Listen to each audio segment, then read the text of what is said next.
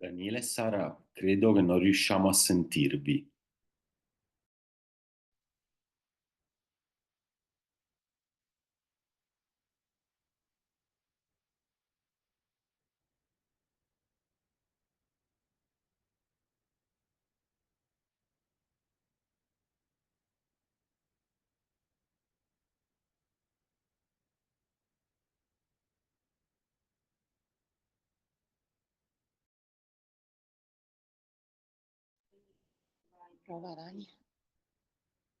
Luigi, can you hear me? Yes, but it no, doesn't work. I'm sorry. We still have to solve it. I'm sorry, but Can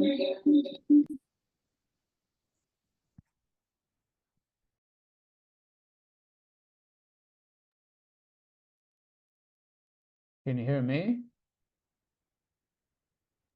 I can, Rats, very well. Yeah.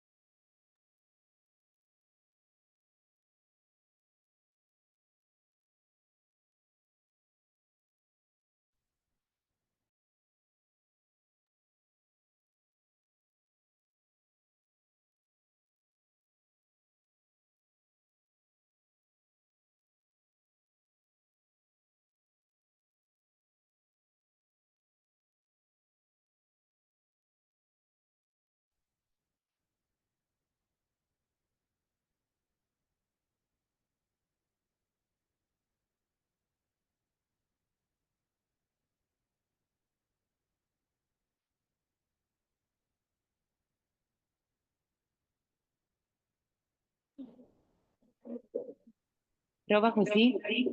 no, perché fare sono più di quello. Sì.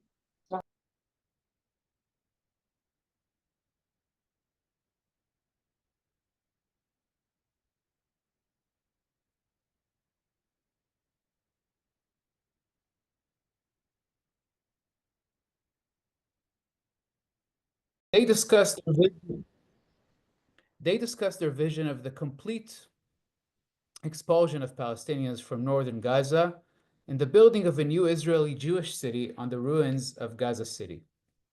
Meanwhile, the Israeli army was moving forward in the brutal implementation of the so-called General's Plan, that is the intensified total siege on northern Gaza, accompanied by an attack by Israeli forces that, on average in its first month, then in the fall of 2024, killed more than 100 Palestinians a day, forcing thousands upon thousands to move south. This vision of complete ethnic cleansing and total siege is precisely what Israeli parliament member for the ruling Likud party, Ariel Kalner, called for already on 7th of October 2023 on social media, when he wrote, and I quote here, "Nakba to the enemy now. Nakba, Nakba that will overshadow the Nakba of 1948. As you can see here, Israeli cabinet minister Avi Dichtel appeared on Israeli TV 2 months later, in November 2023, to describe this, quote, second Nakba as the Gaza Nakba.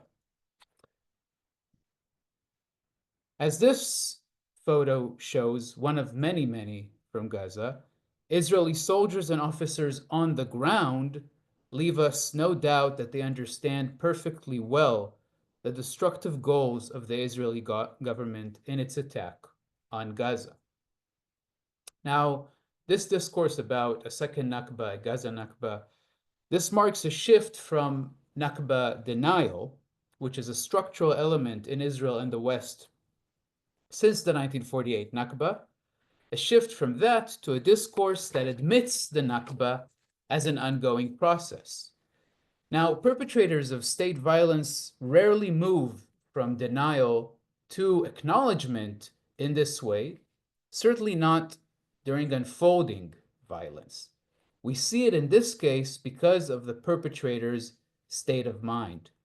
Israeli leaders, army officers, and soldiers who have documented their own crimes in Gaza in thousands of videos, and proudly uploaded them to social media. They imagine that they are fighting a colonial war against, quote, human animals, as Israeli War Minister Yoav Gallant described Palestinians in Gaza on 9th of October 2023.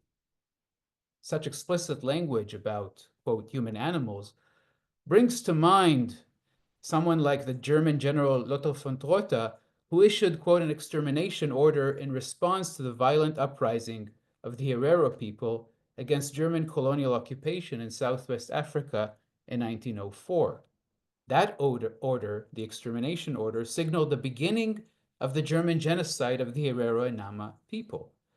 Similarly, Israelis perceived their genocidal assault on Palestinians after the Hamas-led attack on Israel on 7th of October as a war against colonized barbarians. Israel's attack on Gaza is, in other words, Israeli settler colonialism taken to its horrific conclusion. That is settler colonial genocide. Now, Israeli leaders have been explicit about their settler colonial ideology and policies. Israeli President Yitzhak Herzog, for instance, here, as you can see, responded in an interview on MSNBC on 5th of December 2023 to a question about the large-scale killing of Palestinians in Gaza by saying the following: "This war is a war that is not only between Israel and Hamas." That's how he started his response, which is very telling because he's telling us explicitly that this is not actually Israel's war against Hamas. There's more to it. He is saying this explicitly. And he continues, "It's a war that is intended really, truly to save Western civilization. We are attacked by a jihadist network, an empire of evil, and this empire wants to conquer the entire Middle East. And if it weren't for us, Europe would be next, and the United States follows." Now, a month earlier, in late October and early November 2023, Israeli Prime Minister Benjamin Netanyahu referred a few times to the biblical story of Amalek in conjunction with the beginning of the Israeli ground invasion into the Gaza Strip. The Amalek story is a story of the Israelites destroying completely a people perceived as a whole as an enemy, as the ultimate evil. Herzog's portrayal of a, quote, an empire of evil then placed the Amalek story on a modern scale as the last stand against global apocalypse and the demise of, quote, Western civilization. Herzog thus expressed a white supremacist rationalization of destruction of people under colonial occupation, but here actually taken to extreme, couched within a religious discourse of war that points to the Jewish supremacy as a manifestation of white supremacy at the heart of Israeli settler colonialism. Israeli leaders with command authority in international law have used such religious discourse from the very beginning of their assault on Gaza, including numerous references to a struggle against evil, to Gaza as a, quote, city of evil, and statements about a war of the people of light, quote unquote, against the people of darkness, as Netanyahu said, for example, in a speech on 25th of October 2023. As with admission's acknowledgement of the Nakba and a second Nakba, this discourse, this religious discourse, hardly remained confined to the leadership level, and officers and soldiers in the Israeli army have been mirroring it constantly on the ground in Gaza. A video created by Israeli soldiers in the Sajaiya neighborhood in Gaza on 8th of December 2023, for instance, shows them setting fire to a truck with food and water in it. And they say the following: "It is the second candle of Hanukkah, the Jewish holiday of Hanukkah. We are in a factory that makes candy that is given to children who carry out terror attacks. We are bringing the light to this dark place, burning it until there remains no remnant of it." End of quote. Now, 3 days earlier, on 5th of December, Israeli Prime Minister Netanyahu said in a message to Israelis that, quote, "This week we will light the first candle of Hanukkah. Our soldiers will bring light to the darkness, in the alleyways of Gaza, in the ruins of Sajaiya, in the terrace lairs in Khan Yunis. This light together as a great light will cleave the darkness." End of quote. So the video of the soldiers in this case demonstrates how the vision of state leaders, Netanyahu, couched in religious language, actually shaped concrete actions of soldiers who in this case used the same words as Netanyahu in the exact place, Sajaiya, that he mentioned just a couple days prior. On 21st of December 2023, to take another example, a platoon commander in a reserve battalion spoke in a public event that was recorded in honor of the battalion and its role in Gaza.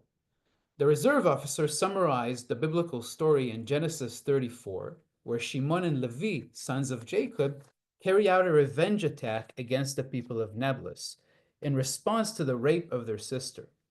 The reserve officer explained that what Shimon and Levi did in Nablus, his unit did in Bet Hanun in Gaza. And he says, but the mission is not yet complete. We still have the whole of Gaza to do what we did in Bet Hanun. End of quote. Now, the Genesis story, Genesis 34 story, actually disapproves of the act of revenge. So this officer needed to distort the biblical text to fit it into the genocidal message he conveyed to his audience. This demonstrates that the issue at hand here is not the established or accepted scholarly interpretation of biblical texts used to justify genocide, but the way Israeli Jews understand and use them. Captain Chai Chemo, deputy commander of a company, posted a video of himself on 30th of January 2024 explaining his own understanding of the story of Amalek. And he says the following. With the help of God, we have destroyed a vast area of Gaza and killed tens of thousands of Amaleks, but we are not yet a moral army.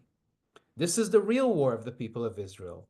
Moral is to understand that every Arab is a suspect. Maybe he is good, maybe he is a bomb, but he is a suspect. Moral is to execute all the terrorists after interrogating them. Moral is to conquer and settle all of the land of Israel, and every place we will leave a wasp's nest, they will retaliate against us sooner or later. So as you can see here, Chemo views the Amalek story as the basis of a moral framework that casts all Palestinians as enemies, as in the biblical story, that is, as killable. It's important to say that perpetrators of mass violence, of genocide, always have a moral framework. Now, this is furthermore articulated here within a call to occupy and settle the land of Israel, again, as a religious construct. And Hemo concludes with explicit dehumanization, warning that Israelis should not leave, quote, any wasp's nest. Now, these are just a few examples among thousands of videos by Israeli soldiers and officers that demonstrate a connection between explicit expressions by Israeli leaders, war cabinet ministers, and senior army officers of, quote, intent to destroy Palestinians as such, and I'm quoting here from the 1948 UN Genocide Convention on the Prevention and Punishment of the Crime of Genocide. So there's a connection between the intent on the leadership level, the genocidal intent, and the dynamics of violence on the ground. Indeed, Chemo understood Netanyahu's references to Amalek as it was intended, that is, to mark Palestinians in Gaza as such, that is, all Palestinians as enemies. 6-7 more minutes, is that okay? Great. This is the reason that Israeli bombings and invasion have left the Gaza Strip in utter ruin, as Israel has targeted everything in the Gaza Strip. And it's important to stress this. We all see this, right? But everything, residential buildings, hospitals, schools, all the universities, cultural sites, archives, museums, bakeries, and agricultural fields. Israel has so far killed, and this is just according to official UN estimates, over 52,000 Palestinians, including over 17,000 children. 17,000 children. Many of them actually in areas that Israel has designated as safe zones. In this way, Israel has actually weaponized international humanitarian law to enhance its assault on Palestinian civilians rather than protect them. This is what the UN Special Rapporteur on the situation of the human rights in the Palestinian territories occupied since 1967, Francesca Albanese, she has called this humanitarian camouflage. Now, the real number of Palestinians that Israel has killed in Gaza is likely far higher than the UN estimates. The bodies of over 15,000 people remain under the rubble. And in a letter to US President Biden on 2nd of October 2024, 99 US physicians and other healthcare workers who have worked in Gaza after October 2023 noted that Israel may have killed nearly 120,000 Palestinians by that point in time. And they have an appendix to their letter to Biden that presents their numbers and their calculations and their assessments. The view of all Palestinians as such, again in the language of the UN Genocide Convention, as enemies was also the basis of Israeli War Minister Gallant's total siege policies that it declared already on 9th of October 2023, when he referred to Palestinians in Gaza as, quote, human animals. Now, cutting off a territory from food, clean water, fuel, and medical supplies completely, total siege, targets the people who live there as a whole, as such, that is, intentionally without differentiating between civilians and military. This total siege set the stage for the displacement that Israel forced on nearly the entire population of 2.3 million Palestinians in the Gaza Strip since October 2023. The vast majority of Palestinians there have experienced multiple forced displacements in condition of starvations, almost no medical treatment, Israeli bombings totaling so far more than 90,000 tons. That is more than the force of the 3 atomic bombs of the kind that the US dropped on Japan at the end of World War II, and Israeli forces on the ground led by officers such as Chemo. Taken together then, Israeli policies and mass violence in Gaza since October 2023 have, and again I'm referring to the convention here, to the third kind of violence, C, deliberately inflicted on the group conditions of life calculated to bring about its physical destruction in whole or in part. And we know that whenever this horrific ongoing genocide for more than a year and a half now, whenever it stops, Palestinians in Gaza will continue to die because of the atrocious conditions that Israel has intentionally created. And the unprecedented destruction means that it will take decades to remove the rubble and rebuild. And as in all cases of genocide, trauma and suffering will accompany Palestinian survivors and their descendants for decades and generations to come. Because for survivors and their descendants, right, in a way, genocide never ends. And indeed, for more than a year and a half now, it continues. On 18th of March, Israel broke whatever remained of the ceasefire and renewed its genocidal attack on Palestinians in Gaza. The next day, Israel's current war minister, Israel Katz, that you can see here, said the following about this renewed violence, intensified violence, and what's coming. And he said, "The people of Gaza, this is your last warning. The recent attack of the Israeli Air Force against Hamas terrorists was only the first step. The rest will be far more difficult, and you will pay the full price. Unless all Israeli hostages are released and Hamas expelled from Gaza, Israel will act with force that you have never seen. Take the advice of the US president, return the hostages and expel Hamas so that other possibilities open up for you, including leaving the Gaza Strip to other places in the world for those who would want that. The alternative is devastation and utter destruction." Like other Israeli leaders in the last year and a half, Katz's words very much exhibit genocidal intent. The reference to the so-called Trump plan for Gaza, that is the forced removal of all Palestinians from Gaza, is yet another indication of the settler colonial driving force in Israel's destruction on Gaza.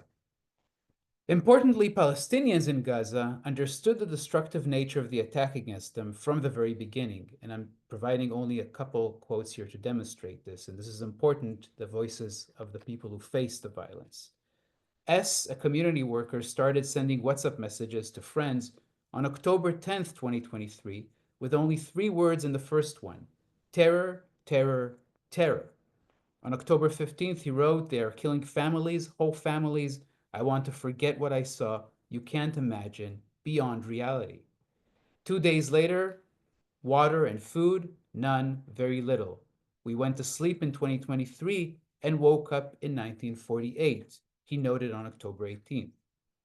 Andalib Adwan, a feminist writer and educator from Gaza City, remarked in a WhatsApp message on October 9th that, quote, "The situation is indescribable.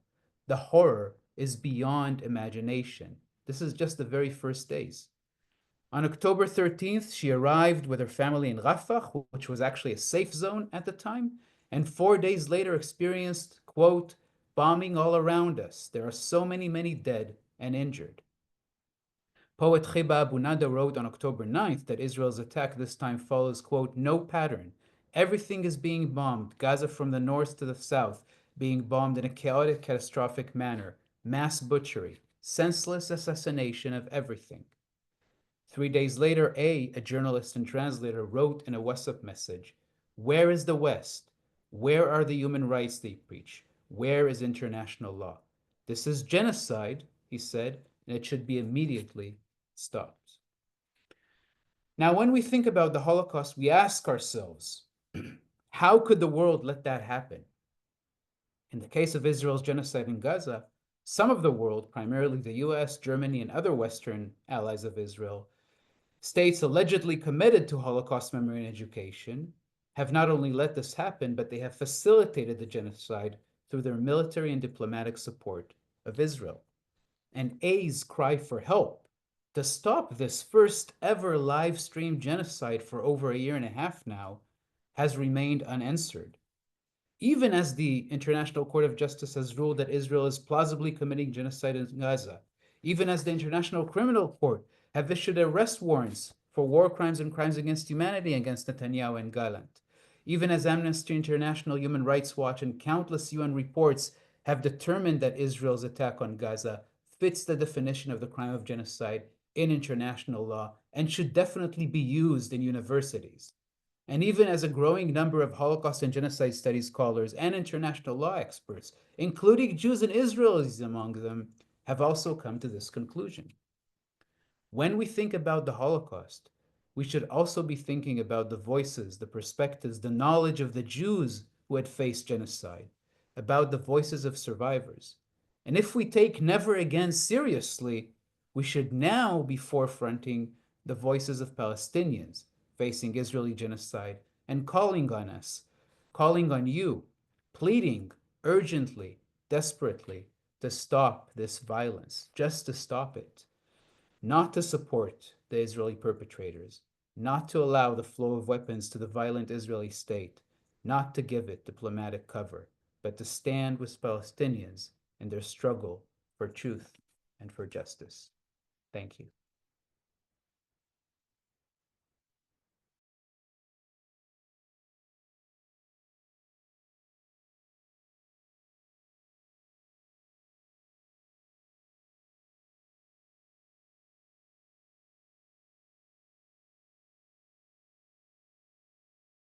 You're muted, Sarah.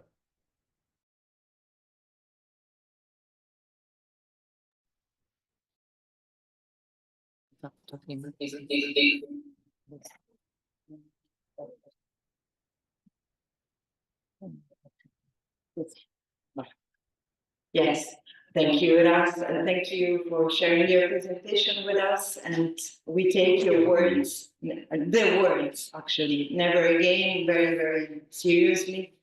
I'll give immediately the floor to Luigi, as we are behind schedule. Okay, thank you.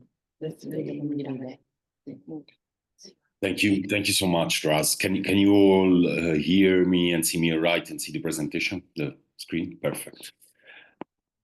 Thank you so very much, Daniela and Sara, in particular for allowing students, colleagues, and citizens in Naples to hear directly from Raz. It's, as always, an honor to stand next to him. Let me just say this before I switch in Italian. One day, the intellectual history of those in the world who have enabled this exterminatory violence and those who have opposed since it became apparent what it was will be written. And when it will be written, the name and the works of Raz will be right at the top of those who, at their own peril professionally, have dismantled the discriminatory walls that were creating discriminatory taboos to continue to construe Palestinians as diminished subjects of equal rights. And for that, Raz will have my long-standing gratitude and esteem. I dive directly in what he was saying, and it is particularly important to remember that all genocide perpetrators in history had their moral framework, their self-justificatory ideology. I will just add to what Raz has duly noted, that this moral framework for killing consciously masses of Palestinian civilians has been projected, has produced its own pseudo-legal framework. I will switch now in Italian so that everyone can follow, and Raz already knows about this work, so maybe we'll be able to follow it from the slides. Io ho già parlato all'orientale del tipo di armi che sono state usate sin dai primi giorni dell'offensiva militare israeliana. Proprio oggi, pensate, addirittura l'editorial board del Financial Times esce con un opinion piece in cui dice il silenzio dell'Occidente su Gaza è vergognoso. Quindi parliamo di forze tradizionalmente a sostegno di Israele, che cambiano completamente la loro posizione. Questo report sulle armi utilizzate a Gaza è stato inizialmente pubblicato proprio dal Financial Times. Quando noi parliamo dell'area di impatto e di frammentazione letale di queste armi che gli Stati Uniti hanno fornito ad Israele, non dobbiamo dimenticare che il loro utilizzo è stato sistematico in campi di rifugiati con densità abitative addirittura di 34.000 persone per chilometro quadrato, come a Jabalia.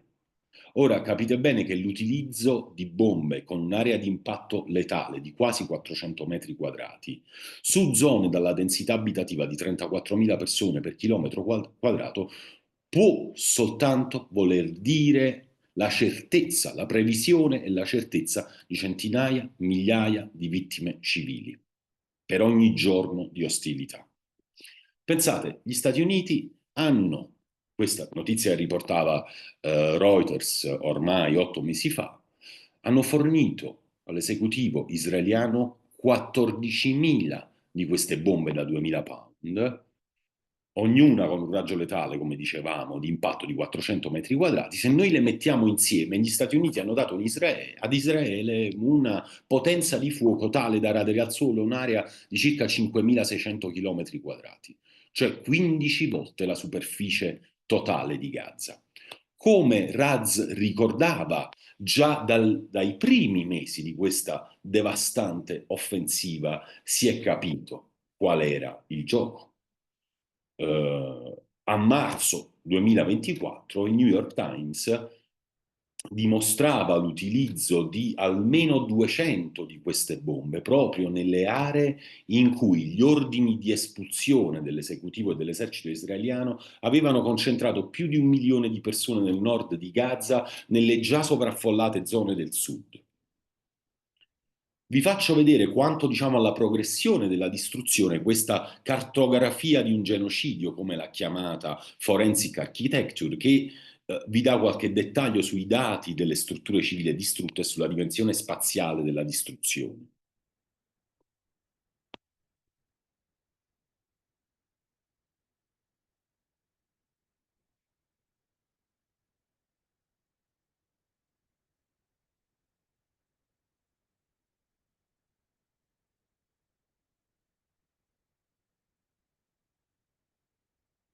Tramite immagini satellitari, Forensic Architecture diciamo, ricostruisce l'incedere di questa distruzione e conclude: tutti gli elementi della vita civile a Gaza sono stati colpiti, 425 scuole e università, 273 luoghi di culto, 250 rifugi per rifugiati, l'intero network delle strade di Gaza.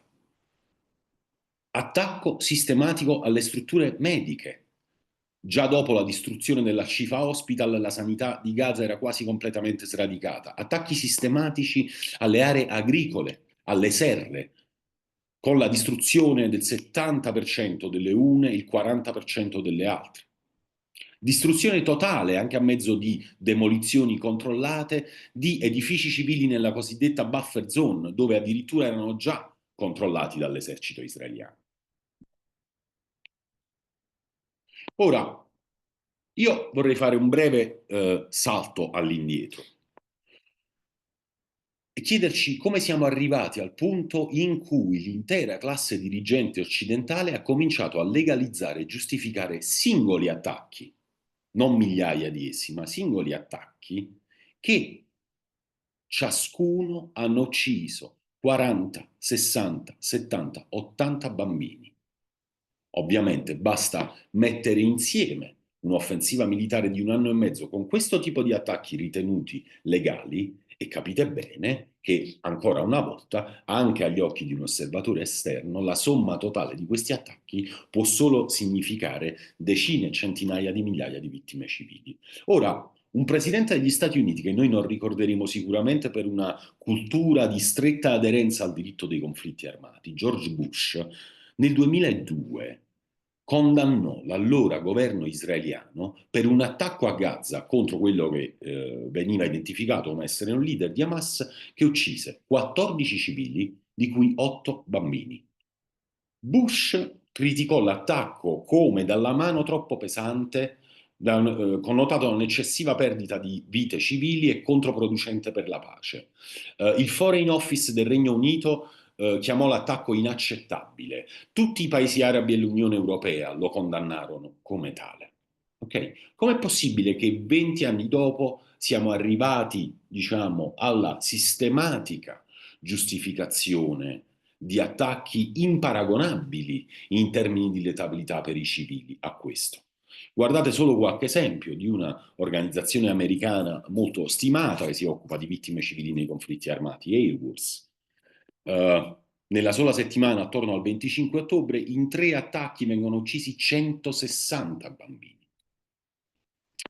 Ora, prima di mostrarvi quali sono gli ordini del discorso, diciamo, dei pensatori di etica militare israeliani che hanno ispirato molte delle strategie delle IDF, seguiti da molti giuristi di diritto dei conflitti armati occidentali, vi voglio far vedere cosa questi ultimi dicevano di una tendenza che non è esplosa all'improvviso dopo il 7 ottobre, ma è stata in atto progressivamente da almeno 15 anni.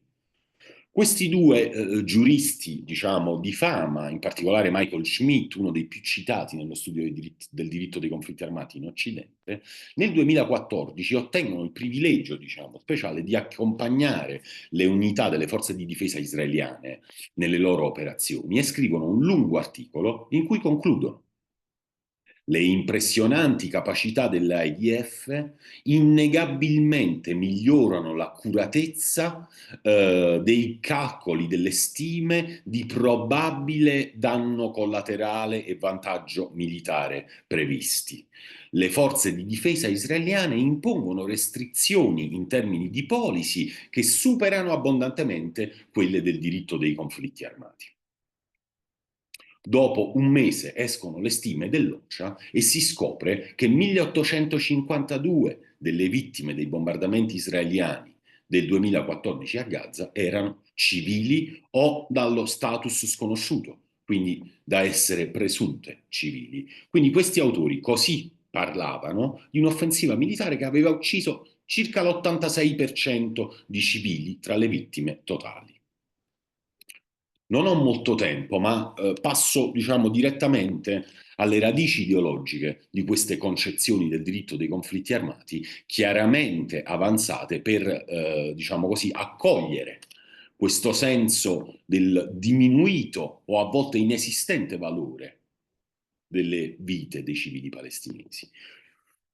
Questo è Asa Kasher, uno studioso israeliano premiato come filosofo morale per il contributo alla sicurezza nazionale, che dice che Israele dovrebbe favorire la vita dei suoi soldati in confronto alla vita dei vicini ben avvisati di un terrorista, perché in questi territori Israele non ha la responsabilità morale di dividere gli individui pericolosi da quelli che non pongono nessuna minaccia.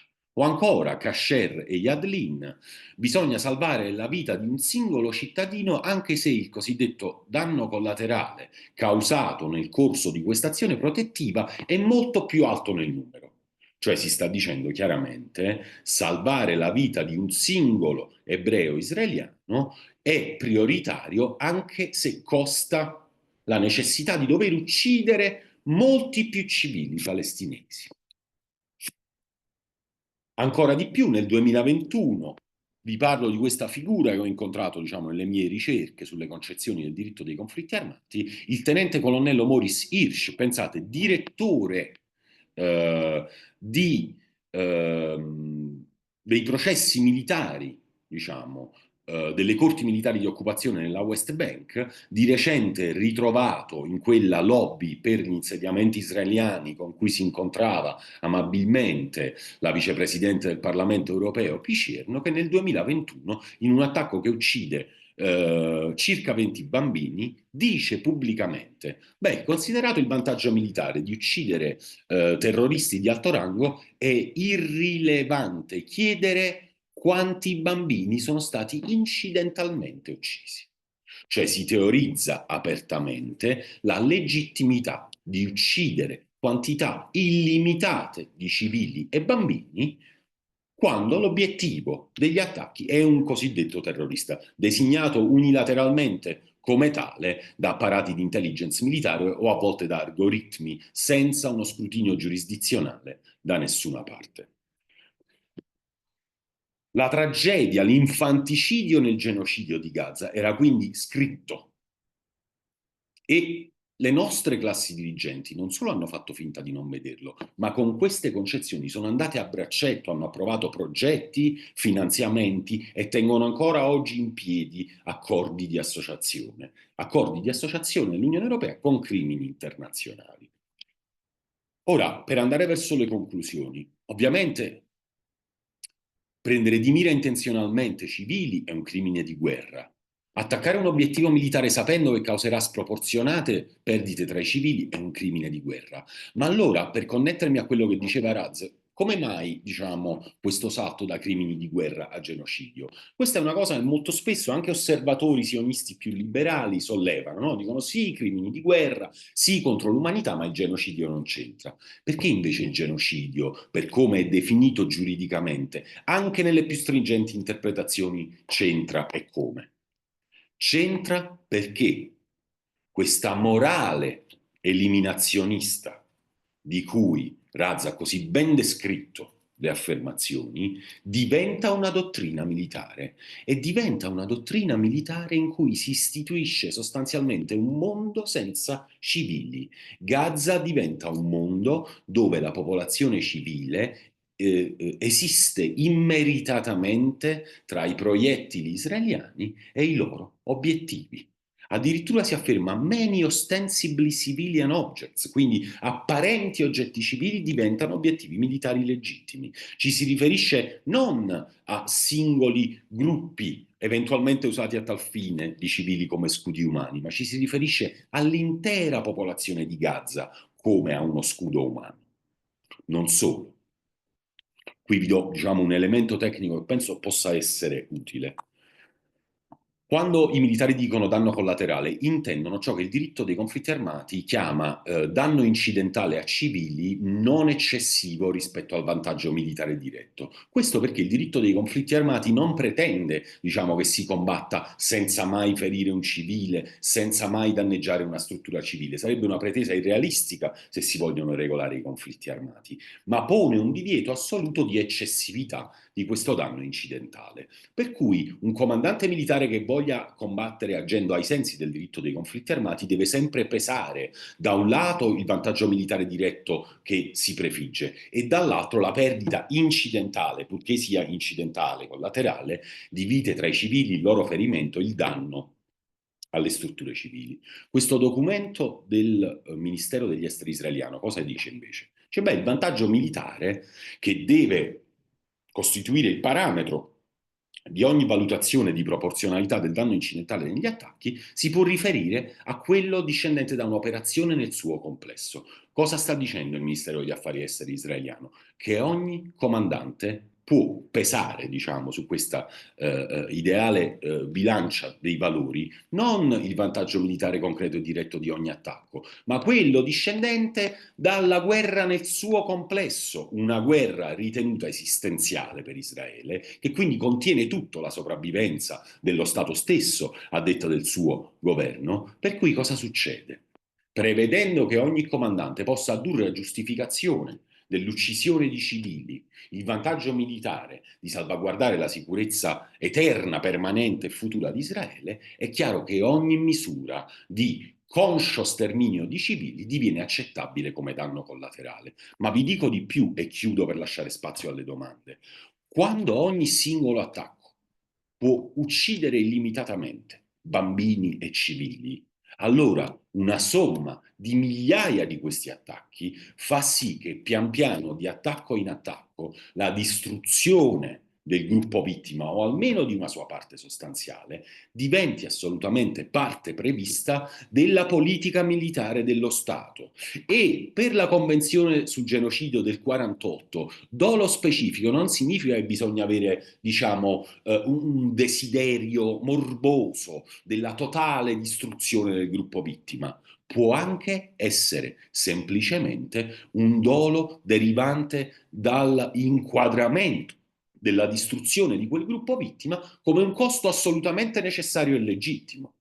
Ed allora concludo facendovi sentire cosa diceva l'ambasciatrice israeliana nel Regno Unito, riproducendo praticamente un template che domani tutte le potenze che vogliono annettere e spopolare territori del mondo potranno riconvertire e riutilizzare. Cosa prevede questo, diciamo, discorso che diventa un template per guerre di sterminio? Afferma che i gruppi armati palestinesi usano tutta la popolazione come scudo umano, afferma che ogni casa è un obiettivo militare e quindi che il danno collaterale negli attacchi può essere illimitato.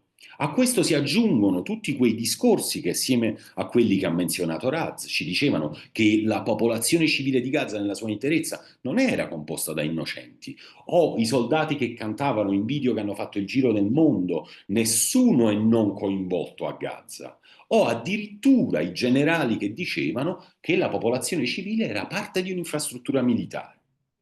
Pensate, Raphael Lemkin, nel suo capolavoro in cui conia diciamo, il termine genocidio, dice genocidio è antitesi della dottrina Rousseau Portalis, o meglio, che significa che quando si teorizza l'esistenza di un popolo nemico nella sua interezza. Il genocidio è dietro l'angolo. Ascoltate cosa dice l'ambasciatrice israeliana a un conduttore radiofonico inglese.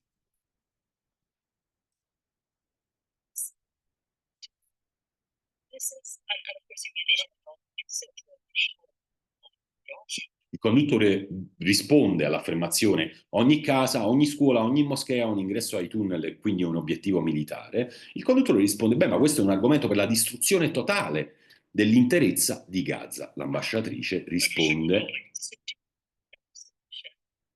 ha lei un'altra soluzione da proporre? Quindi, in sostanza, che cosa è accaduto? A quella ideologia messianica che fa dell'eliminazione dei palestinesi quasi una missione per il popolo eletto, si è sovrapposta una dottrina militare che piazza un obiettivo attorno a qualcuno, eventualmente ammettiamo un legittimo obiettivo militare, un combattente di un'ala armata di Hamas, poi estende, diciamo, ciò che può essere distrutto ai cosiddetti scudi umani volontari e quindi ai civili che siano nei dintorni di questo combattente. E poi il mirino si estende a tutte le strutture civili nei dintorni sulla premessa che Hamas è ovunque a Gaza e quindi tutti gli obiettivi civili sono solo seemingly civilians, quindi possono essere distrutti, più poi il danno collaterale illimitato e a quel punto l'interezza dello spazio vitale della popolazione civile, del gruppo protetto dalla Convenzione sul genocidio, diventa eliminabile. Ci sarebbe tanto altro da dire, ma concludo, diciamo, anch'io sottolineando quello su cui concludeva Raz. Tutto ciò è stato annunciato come tale, non ci sono stati infingimenti. Tutto si può dire della tremenda leadership israeliana, tranne che non siano stati, diciamo, intellettualmente onesti sui loro propositi. Il generale Joe Land, in quel momento, al momento di questo articolo, consulente speciale del Ministero della Difesa Gallant, pubblica un editoriale su Yediot Aeronot e dice: chi sono le povere donne di Gaza? Sono tutte madri, sorelle o mogli di assassini di Hamas. Da un lato esse fanno parte dell'infrastruttura che supporta l'organizzazione, dall'altro, se attraversano un disastro umanitario, allora presumibilmente alcuni combattenti di Hamas e comandanti inizieranno a capire che la guerra è inutile. Il modo più veloce di vincere la guerra al costo più basso per noi non è la mera uccisione dei militanti di Hamas, ma produrre un collasso di sistemi dall'altra parte. In altre parole, distruggere la coesistenza della società a Gaza, farla implodere. La comunità internazionale, aggiunge Iland, ci avverte di un disastro umanitario a Gaza e di gravi epidemie alle porte. Non dobbiamo farci intimidire, per quanto sia difficile. Dopotutto, gravi epidemie nel sud della striscia avvicineranno la vittoria e ridurranno le vittime tra i soldati dell'AIF. Quindi stiamo di fronte alla teorizzazione aperta dell'uso della fame, delle sete e delle malattie come strumenti di guerra. E c'è qualcosa, diciamo, di più. Vi aggiungo che queste sono immagini arrivate un'ora fa mentre stavamo aprendo il collegamento da Anas al-Sharif a Gaza e mi sono sentito in dovere di inserirle. Quando la Convenzione sul genocidio definisce le condotte di genocidio, e su questo un ultimo accento, afferma che se c'è il dolo specifico di genocidio, è genocidio sottoporre il gruppo a condizioni di vita intese a provocarne la sua distruzione fisica totale o parziale. Guardate, perché questa condotta sia configurabile e colpevole, non è necessario per il diritto internazionale che le condizioni distruttive di vita abbiano successo nella loro interezza. Non è necessario nemmeno che comincino a uccidere qualcuno. Il crimine è infliggere condizioni calcolate per produrre quello scopo, il che significa che è configurabile quando i nessi causali a quello scopo, diciamo, innescati, si cominciano a realizzare la realtà esterna.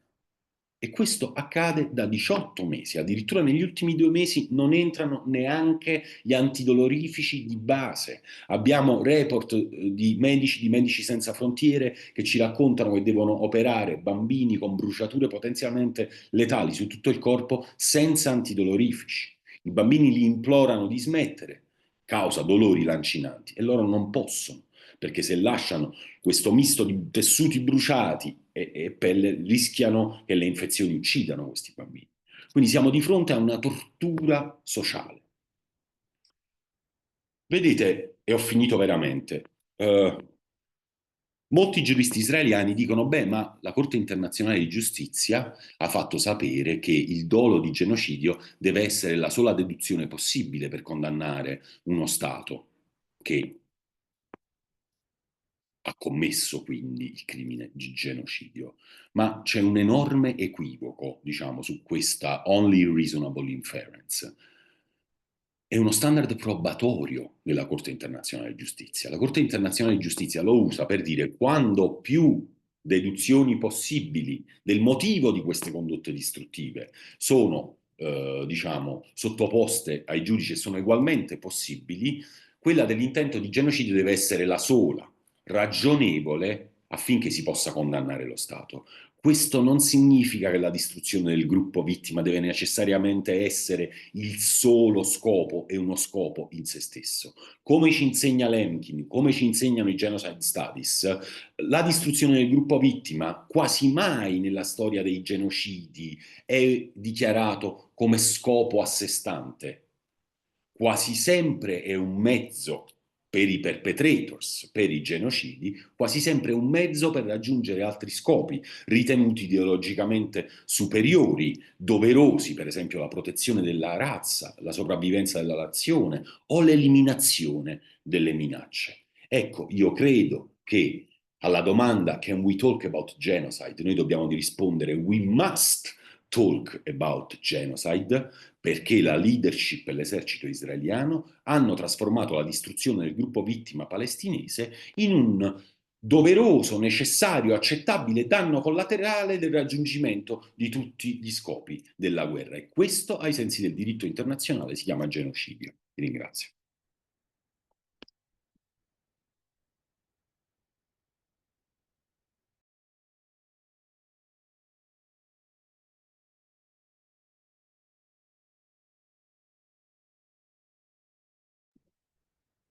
Thank you so much. Thank you so much, Luigi. Grazie mille. We just would like to open the floor for some questions, a Q&A session, una sessione di domande e risposte. Se ne avete, sono le benvenute. Abbiamo mezz'ora. We have half an hour. You have to come here. Unfortunately, we cannot use the normal microphone. I'm sorry. You can talk here. Good morning, everyone. I have a question actually for both scholars. Like, I'd like to know the opinion of both scholars we have here today. I know the question may seem relevant, but the meeting is called "Can we talk about genocide?" So I'd like to know, what is the trust do you have nowadays as scholars in the international law?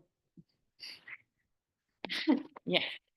Maybe we can collect a few questions. Yeah, we can collect 3 questions. If there are other questions, please come. Okay. Yeah, now. No. Okay. So yeah, maybe I can just add a few words. First of all, thank you for your intervention and contribution to the international debate. You are so engaged in speaking out about the last conclusion of Luigi. We must talk about genocide, and we agree with you perfectly. You explained in a juridical way why, and thanks to Ras, in his historical work, he explained why also the long durée project of the Israeli Zionist nation state explain the intent to destroy partially or totally the Palestinians. And so we are here beyond the law and also beyond the moral. In your presentation, a lot of times we have recalled this word, And so it's a juridical text, it's a moral text, it's a human text, it's a technological text, it's a war text, and they have a lot of possibility to demonstrate as Israeli, as EDF, as Netanyahu government, that they can do everything they want. They can dismantle international humanitarian law. They can say what they explicitly say. And thanks to the student for your question, of course, what kind of trust we can have towards the international law, to the institutions that are called to guarantee the respect of international humanitarian and conflict laws. And another question can be also done and said about the complicity of the Western governments and Western institutions, including the European Union, and just a question about the possibility to consider also universities and Western universities as complicit by promoting censorship on the use of this word as an example, but also about the possibility to speak out about the Palestinian issues and in a broader sense to talking about Palestine today.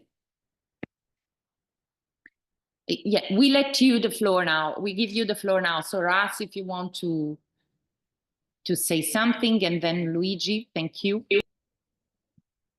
Luigi, do you want to go ahead first, or? Okay. You can start, Rads. It's my hometown, so you start. Okay. So, I think that we can think about international law obviously in isolation, right? International law is always politics. And politics is always has potential also for large-scale mobilization. So it doesn't remain just, at the level of party politics or so there's connection between basically, law, politics, and society, of course, obviously. And so one way to think about this question about what trust, remains in the international legal system when we all see more than a year and a half of, the first ever live stream genocide that is documented in this way by the victims, by the perpetrators, and by other, by healthcare workers, doctors, humanitarian workers, and others. What trust remains of the international legal system? So there's, two ways to think about this. One is that very little, almost nothing at all, right? But then on the other hand, we can think that there's some very unprecedented things that have happened in the international legal system that have an impact then beyond it. So, the crime, Israel has had an impunity in the international legal system, right? In the sense that it was imagined as a state that could never commit genocide, could actually never really commit any crime under international law, right? That's why we have the post-1967 settler project in the occupied West Bank and the Gaza Strip and East Jerusalem for decades, which is a crude violation of international law. I mean, as far as I understand it, and correct me if I'm wrong, Luigi, this is kind of black letter law, right? You're not allowed to settle, occupying power is not allowed to settle its population in occupied territory. That's not open to any interpretation, right? Certainly not over decades and decades and decades that involve dispossession and mass robbery and violence and internment and so on and so forth, right? Why did we see this over so many decades like this happen, where we today have about 800,000 Jewish settlers in the West Bank and East Jerusalem? Because of impunity for Israel. Now, the fact that we have today a charge of genocide against Israel in the International Court of Justice, the highest international court in the world of the UN, that, of course, South Africa brought against Israel, that the court ruled for 3 times, and the vast majority of the judges, that it's plausible that Israel is committing genocide. The fact that the International Criminal Court, that was a court that mostly dealt, of course, with Global South countries, and was never meant to issue arrest warrants against Israeli leaders, now has issued the arrest warrants, not for genocide, for crimes against humanity, it's for war crimes, but there may be other arrest warrants, and genocide is not off the table there as well. But the fact that we just even have these arrest warrants is particularly significant. Now, how is it significant, right? That's where the connection to politics and mobilization, and mostly to the broader mobilization, comes in the sense that I think there is a crisis that people see, right? This inability of the international legal system to really stop, to respond to people like A, who I quoted, right? Just stop this genocide, right? But on the other hand, we also see that, yes, the International Court of Justice says plausible genocide. There's arrest warrants. There's, as I said, so many scholars like me. I'm not the only one. I was the first one back in October 2023 in Holocaust and Genocide Studies, but today it's dozens of scholars, international legal experts, even very conservative ones in their international law approach, like Bill Shabas, right, who coined the term the crime of crimes for genocide, are saying that this is genocide. Just a couple more minutes,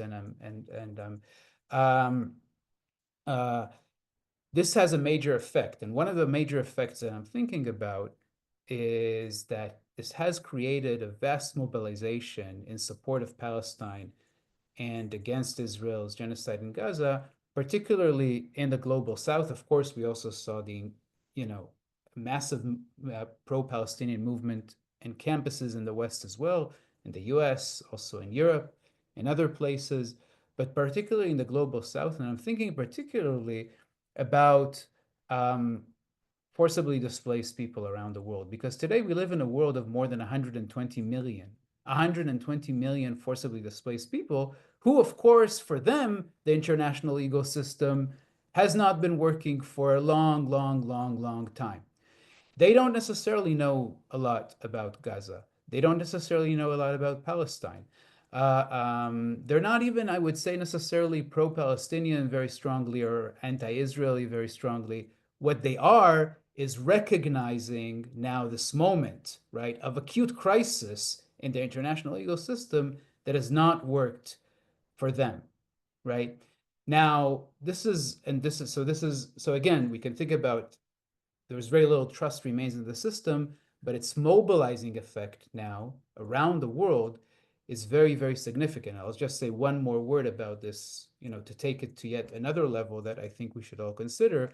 If we consider a massive crisis in the world around us today, global warming and environmental destruction, and also this is very important actually for Palestine, Israel, right, which is a hotspot of global warming, actually.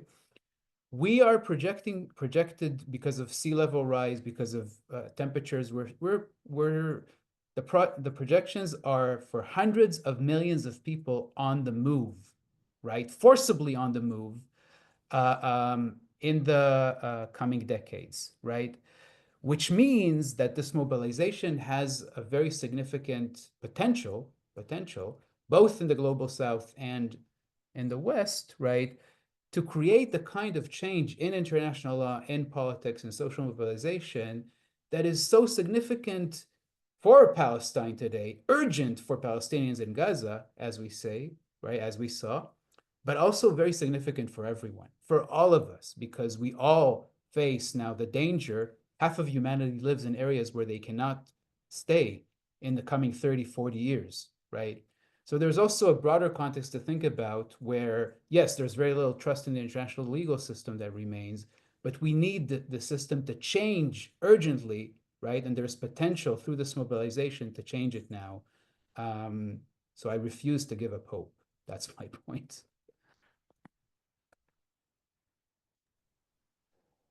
Yeah, just quickly on international law and trust toward the international legal system question is a $1 million question. Actually, with Raz, while we were discussing how to adjust our interventions today, what to say, we were debating precisely this point. I want to mention just a book that matches perfectly what Raz was saying. It's a book from a scholar of the first generation of Twailers, so-called third world approaches to international law, Balakrishnan Rajagopal, now special rapporteur on the right to housing, wrote a book called International Law from Below. What was the central thesis of Rajagopal in the theoretical debate about the colonial exclusion structures which international law has reproduced across all these decades and centuries? Well, he was saying international law, like every other field, is a field of conflict and contestation. But contemporary international law, with its declarations on equality of human rights enjoyment, on equal footing of states in the UN General Assembly, etc., can be a platform for transformative, emancipatory mobilizations around the world. And this is a general point that applies, for example, to ecocide, climate catastrophe, but applies, I think, to Palestine as well. When we are tempted to say, international law has always been just a tool of the powerful, actually not really. During the decolonization, in the codification of human rights law, international humanitarian law has advanced through crucial endeavors and contributions from the global south. And I think we are at one of these junctures where, to be honest, even from a realist point of view, Palestinians do not have much else to embrace than global solidarity and mobilization and international law. There are no military perspectives. There are surely no perspectives of sudden burst of solidarity among Western ruling classes, but there are perspectives of winning legal and legal political battles at the United Nations. So from this point of view, I would say that it is both a possibility for us to take seriously the never again of the Genocide Convention, but also all the other implications of international legality to build new organized supranational platforms. Because this is where we are losing and the law is losing as well. We face a deeply, effectively organized adversary, a political one, surely not an entire nation, or let alone an entire people, but a thoroughly organized adversary capable of dictating state policies abroad. See what is happening in US academia with the Trump administration, okay? And on this, we have something to learn. And the battle for the enforcement of international law can be a battle that gives us the possibility to forge this supranational organized platform. And I think that the historical fracture allows such new platforms to have a new hegemony at the international level. I think, as many have already written, that there is a complete shattering of the control of the narrative by the actors who have historically controlled on the Middle Eastern conflict. And I think in this fracture, there are all these new possibilities. Of course, first of all, with the priority of stopping the carnage that is continuing while we speak.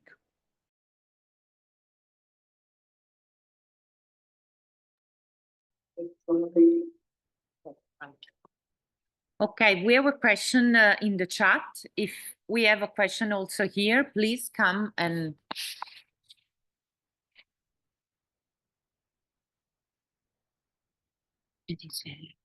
Vabbè, puoi parlare qua. Io in realtà volevo portare un po' di riflessione, infatti chiedevo un po' scusa anche al professore Spirazzo per non averle C'è bisogno che dice. Ti sente il microfono, Ok, puoi stare dritto. perfetto, però volevo raggiungere un po' più persone possibili anche dopo una giornata del genere. Infatti sono ringraziato tutti i professori che stanno dietro di me e che hanno reso possibile questo appuntamento, Matteo Riva, Professoresse. perdonami, sono completamente ragione, e Giannu del CAO, che per una certa gente piace chiamare con quel nome, c'è Vittorio Arrigoni, un ragazzo che ormai troppi anni fa è stato ucciso dalle forze israeliane a Gaza. Lui era un volontario che lavorava lì e proprio come dico volevo portare un po' di speranza. E dopo un appuntamento abbastanza pesante e pieno come questo, io mi sento di fare un attimino una domanda, cioè, ok, abbiamo appurato che questo è un genocidio, ma là questa cosa significa a noi? Cosa significa parlare di genocidio oggi? Questo significa innanzitutto che noi come generazione, perché vedo anche età diverse, siamo stati la prima generazione che ha assistito a un genocidio in diretta. Penso che ognuno di noi, almeno una volta in questo periodo, abbia visto una foto del bambino ammazzato, l'abbiamo vista estremamente 3 secondi fa, ed è assurda come cosa. Soprattutto secondo, allora perché i nostri governi, tutte le autorità occidentali da destra e soprattutto a sinistra, sono rifiutati di usare la parola genocidio? Perché un'istituzione anche come questa, che permette questi momenti, si rifiuta di parlare di genocidio? Noi io vedo che la risposta in realtà è abbastanza semplice, cioè c'è una volontà di sciacquarsi il sangue dalle proprie mani, c'è la volontà di un sistema che si è coronato con la democrazia, con i diritti, con la pace del mondo per oltre 100 anni, di dire io con questa cosa non c'ho a che fare, questa cosa non mi riguarda, questa cosa non sono io. Allora noi viviamo un momento di crisi, viviamo un momento di grande confusione, siamo un momento dove in Italia i salari non aumentano da 30 anni, è un momento dove i femminicidi non smettono di aumentare, è un momento dove le nostre città non sono sicure. E qual è la risposta di questo sistema? Qual è la risposta dei nostri governatori? È violenza e armi. Violenza e armi in tutto il mondo. Ci dicono che per alzare i salari, per far ripartire l'economia, dobbiamo spendere 800 miliardi in armi. Ci dicono che il problema dei femminicidi non è il patriarcato, ma sono i migranti. Allora qui c'è un problema. Qui, come diceva il professor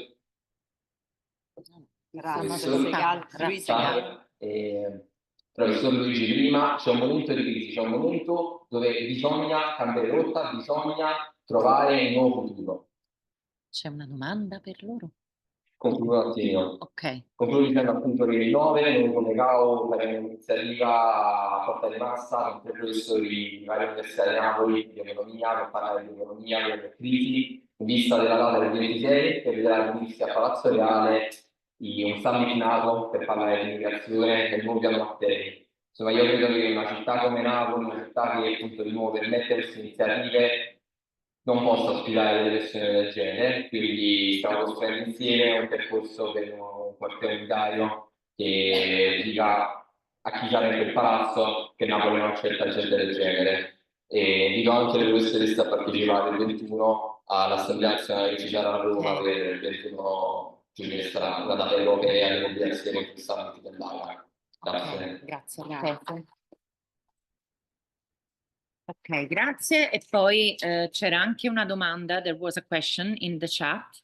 So an anonymous asks if the legitimization of genocide and the Israeli occupation of Palestine, the legitimization by the West, so the Western legitimization of genocide and Israeli occupation of Palestine is a consequence of the normalization of the narrative about the legitimacy of the existential war built by Israel along the years.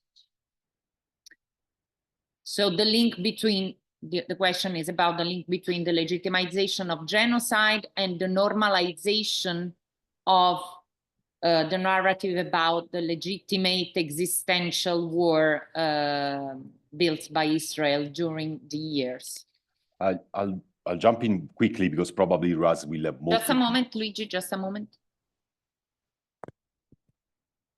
I'll jump in quickly because probably Raz will have more to say about this. I can tell you that from the legal point of view, and this is not something to be debated, that under no circumstances in international law, there is a derogability of the Genocide Convention. Existential wars included. More on the refrains that we have been bombarded with from the media point of view. Even a military operation, which admittedly begins as a self-defensive operation, can by all means, from the legal point of view, degenerate into a genocide. So there is no contradiction between framing a war as existential and committing a genocide, but there is no relation of legitimacy. The problem here is probably that the erasure of Palestine is often framed as an existential condition by the Israeli government. And this is not new. And this is not something that is done in the background, is explicitly claimed. Not the last, but the immediately previous executive presided by Netanyahu, at the moment of its entry into office, Netanyahu declared that the government would have pursued the total de-Palestinization of the land of Palestine, and was considering Israeli Jews as the sole and indisputable owners of all the land. So from this point of view, yes, if we allow the erasure of Palestine to be framed as existential for Israel, as you know, the question, do you recognize Israel's right to exist, often conceals, we should answer, do you recognize Palestine's right to exist, which is the state that is actually being annihilated, strangled, impeded to be born? This is it's important to understand that, and very briefly, that all settler colonial mindsets are rooted in existential anxieties of the indigenous population, right? And, you know, it's important, if you just take Zev Jabotinsky, the father of revisionist Zionism, his very seminal text in 1923, The Iron Wall, right? Where Zionism is settler colonialism as a given, right? That's the premise of the text, that Zionism is settler colonialism. It's kind of a debate between right-wing Zionists like him and left-wing Zionists at the time, early 1920s. And he turns to them and he asks them, right, there are people living in the place where we want to create a homeland for ourselves, a state, right? He calls them Palestinian Arabs, right? And he says, do you know of any settler colonial situation where the indigenous population accepted the colonizers? And it's a rhetorical question. Of course there isn't. And he says, of course there isn't. So he says in that seminal text, either Zionism stops or it proceeds regardless of the indigenous population. And that's how he calls them, the indigenous Palestinian Arabs, right? The important thing here to understand is that we might say that elimination, I'm not talking in international legal terms here, of course, right? But elimination, you know, eliminating the indigenous people is a core element of settler colonialism, right? Genocide in international legal terms, right, is a very likely outcome of a settler colonial approach. Israel's vision of the future, right, is, for example, like the US today, right? That is the almost complete elimination of indigenous groups, the continued attack against them today, which what we see in the US today, right? An ongoing, basically genocidal assault to destroy indigenous groups, right? So when Israel says we are under an existential threat, right, that is already part of a genocidal mindset. That's the important thing to understand here, and then it's conveyed, actually, as I saw, right, the discourse about the acknowledgement about a second Nakba, a Gaza Nakba, about how soldiers and officers on the ground convey their idea about settler colonialism. Proudly, they articulate this to us, right, which is really unprecedented, I think, right, and thousands of these videos, right. So we have to understand the articulation of anxiety from the Israeli perspective as part and parcel of a genocidal mindset. And I only add, I don't want to make parallels, but there is a famous interview, which as a general point I suggest to students to listen to it. It's an interview to Ben Ferencz, one of the last living prosecutor in Nuremberg, talking about his dialogue with Otto Ollendorf after the Einsatzgruppen trial. And Ferencz says, I wanted to understand how they could. So after the trial, he goes to Ollendorf to speak, and Ollendorf articulates the moral framework and the rationale for genocide and says self-defense.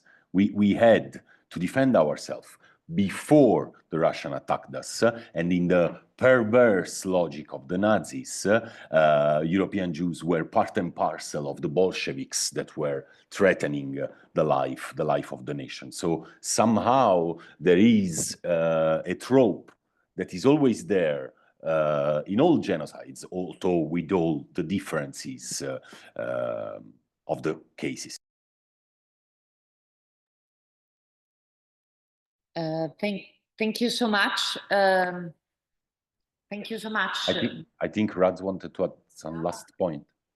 Could I just add one more point, or are we completely? Please, Rad.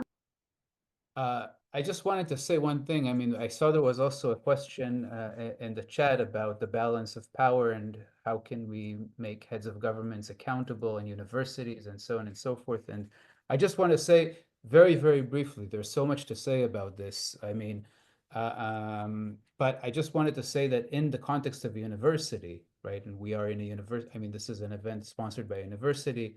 We see now really unprecedented assaults on campuses in the US, of course, around the world. And I just wanted to say in that context, and speaking here, of course, as a scholar, I think that the absolute insistence on truth, right, on documented reality is, I mean, has now become, sadly, a radical act, right? And part of insisting on truth is to absolutely say, yes, as you said, Luigi, we must talk about genocide here, right? Because, you know, as my good friend and colleague, Dr. Amos Goldberg at the Hebrew University of Jerusalem, actually, a very important Holocaust and genocide studies scholar, said, look at Gaza, it's total destruction. What is it if not genocide, right? And the insistence on truth is, why is there such an attack against universities? Because the people in power, and this goes back to the question, recognize that truth, that scholarship, that documenting reality, that international law actually also are all dangerous, all have dangerous potentials for them, right? To challenge this power, to change it, to create indeed the various kinds of potentials for a different future for all of us, for Palestine, for people in Gaza, absolutely urgently, but for all of us, right?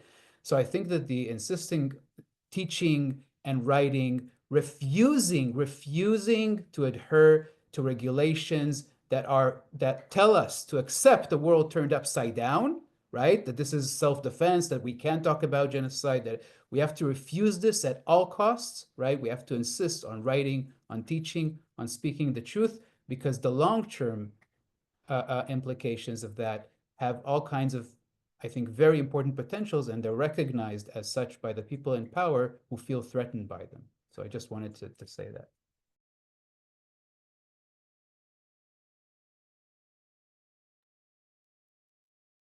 Thank you so much, Luigi. Thank you so much, Ras. Thank you to all the participants here and online.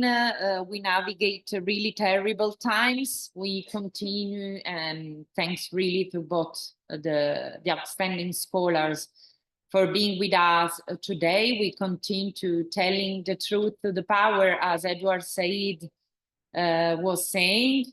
And surely we will organize other seminar, and we try to produce knowledge on these topics, also in collaboration with RUP, Rete Ricerca Università per la Palestina, the Italian network of university and research workers, and together with also SESAMO, the Italian Society for Middle Eastern Studies.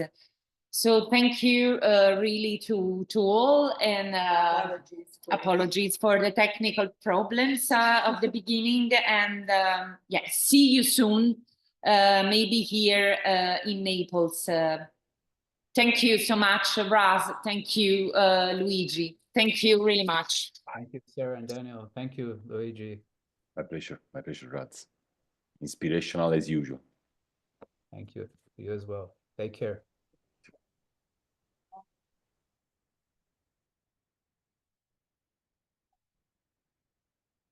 Together, yeah.